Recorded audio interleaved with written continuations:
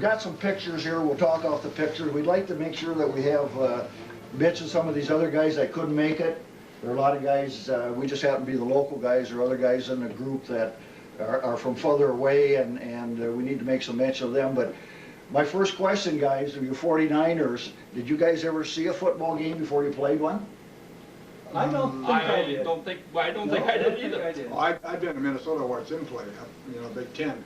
Okay. The thing about when we started, and if these guys remember, Bill come in and announced we're going to play six-man football, and he had a book, six-man football. Okay. I said, I want you to each one take it home and read it, and when you come back, I want you to figure out plays, because you can, and that's how it got started.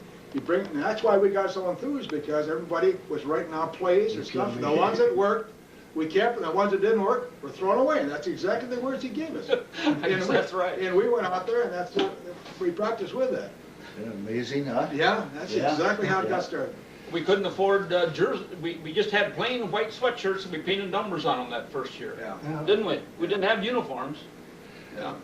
You guys play, you play some local teams, but you also play some teams from outside of the area. Apparently some of these teams had played football prior to that. Oh, yeah. Yeah, and some of them were pretty good? Yeah, see, they started, I think we started with, I can't remember if it was Langford or who it was. We started out over there in that area and worked them over, and of course, and it was so funny because Bill had so many tricks, even with 6 men on the field. Half the time the people on the sidelines couldn't find the ball. And I'm not kidding. Because I remember when Willie Hollister was a center, and they had that pass the ball back to Neil Kane, who was the quarterback. Okay. And Neil would pass it, hand it to Willie, and he'd take off down the field. They never did find the ball. He was 20 yards down the field. And you know he couldn't run very fast, so he knew it was a good play. You know?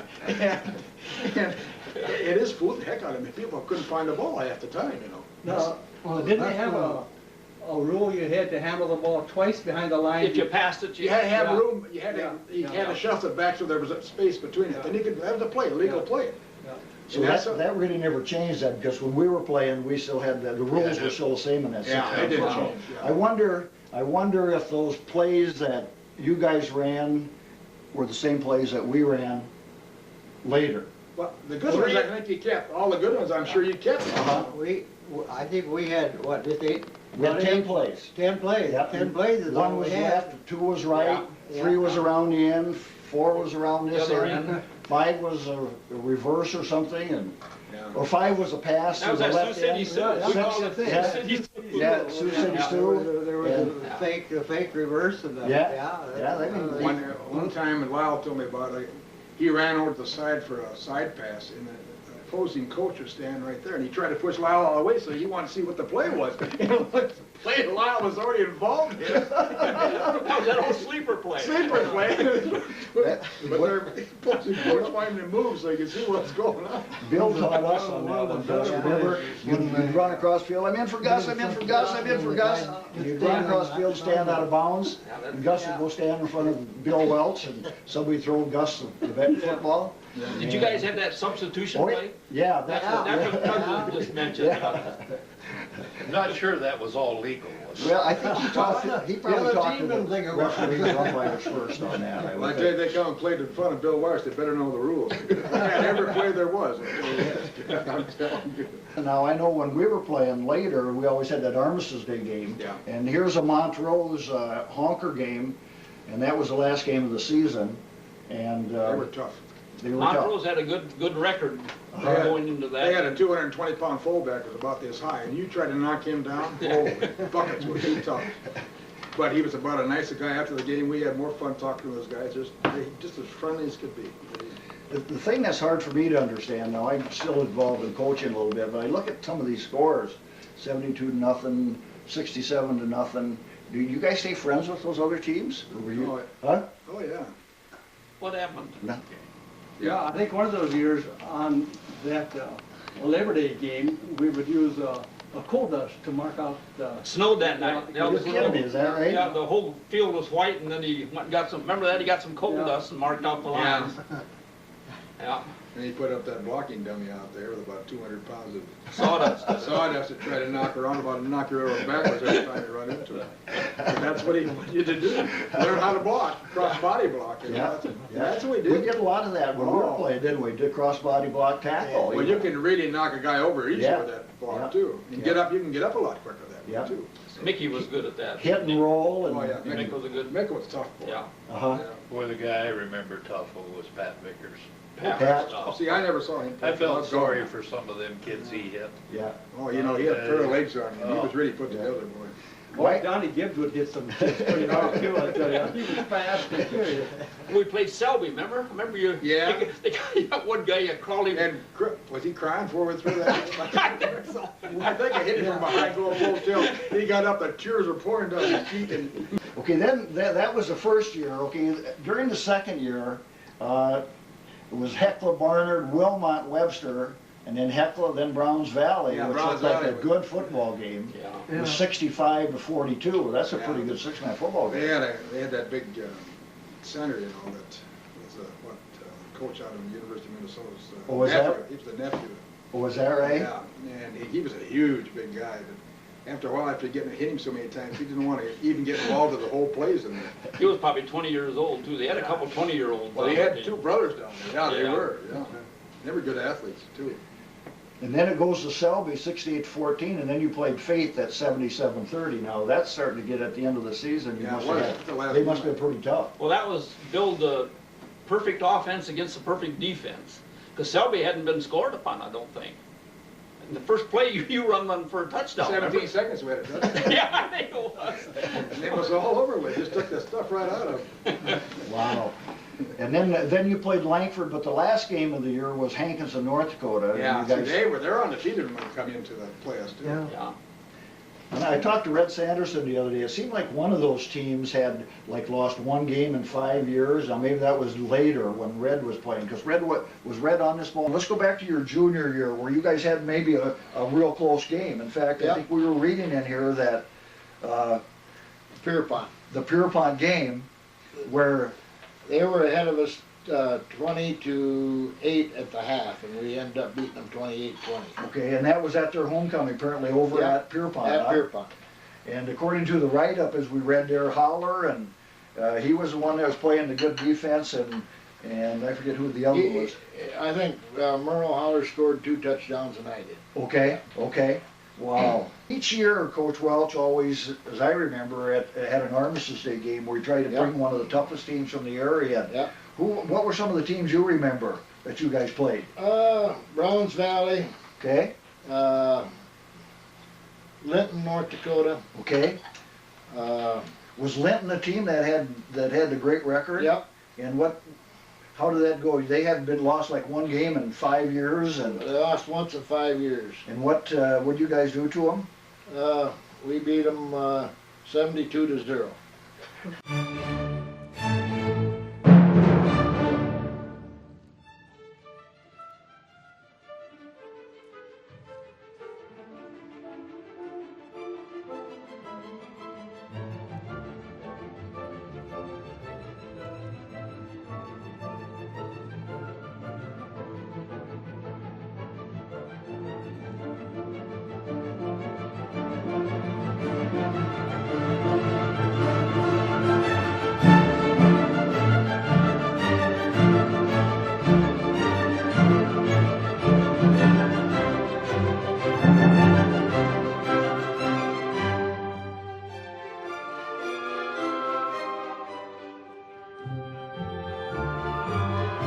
Do you remember any football game that you played exceptionally well? Where you scored a lot of touchdowns, where you make big runs or anything? Well, probably the biggest day I had was at Kidder, Okay, and I scored 8 touchdowns. 8 touchdowns? Yeah. That's amazing. Now that's 8 touchdowns. That's 48 points by himself, and I wouldn't even know what the score was at that time, but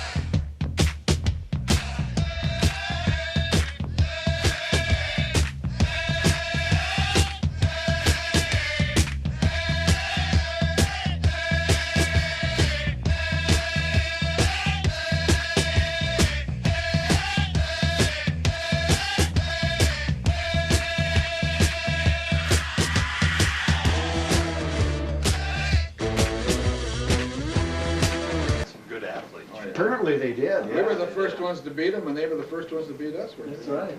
Did you guys have that fake line plunge? Can you remember that play where you'd flip it back to the fullback and he'd go in and he'd push the ball out like that, go in head first, then Yeah, I guess that's right. the quarterback, then he'd pitch it to somebody coming around in and go around in with it. There were so damn many plays. It was a fake Yeah. line. They're so unorthodox plays that they couldn't figure them out. That's what happened. You know, on this team now, see, Browns Valley was supposed to be the best team in Minnesota. Yeah. They're And undefeated. Hankinson was supposed to be the best team in North Dakota, and we claimed Beat the them best team in both. South Dakota. So we played that, and we claimed a three-state mythical champion. Yeah, I guess so. That was one of Bill's titles. That was the title. Bill would come up with lots of titles, Yeah, wouldn't it? Every time that Faith come to play us too, they were undefeated, wasn't they? I mean, they Yeah, were, we were the very It was tough the out there. times that we played them, they were undefeated when they come here, and they usually got beat bad. Yeah. Well, you know, Selby, when we played Selby too, they thought they were gonna whip us, but God, we ran through them like water through it. You made some comment a while ago about Faith coming over East River. What was the comment? I didn't hear all of that, did you? Well, the coach told Bill Welsh, he said, if you got good record west of the river, stay west of the river. So,